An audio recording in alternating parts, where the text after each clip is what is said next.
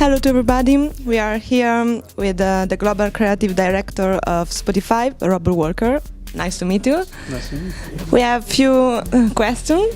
The first is, do creativity, music and artificial intelligence go together? Are they conductive of each other? Yeah, I'd say from my perspective, it's we're in an industry where people could believe that either machines will create everything for us and take all our jobs and create the Mona Lisa. And there's other people who believe that that's the last thing that human beings can hang on to is creativity and artistry. I think we sit somewhere in the middle. I think there's data won't drive everything, but I think that we can be fueled by some of the things we understand through data. So as a team, we believe that the human intuition, curiosity, those things are still very important and should always be important. But I think understanding through machine learning and data, we actually have just a broader spectrum of insight opportunity to us than we've ever had in the past. If you talk about the most creative campaign of Spotify, what is?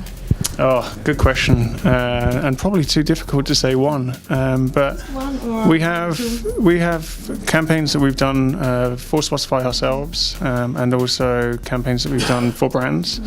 I think the Snickers campaign, "You're Not You When You're Hungry," that ran in the UK was a very interesting example for us because we understood users and their moments, and we actually, from a targeting perspective, what we looked at was the top listening. So we understood if you listen to a specific genre quite often, like let's say you listen to hip hop in the last 3 months, and then suddenly you changed and started listening to pop music.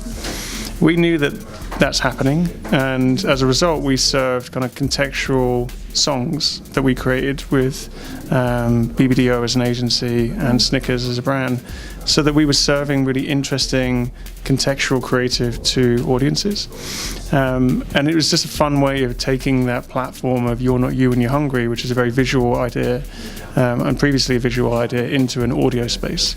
So if you change your behaviors from a music behavior, is it because you're hungry? It's fun.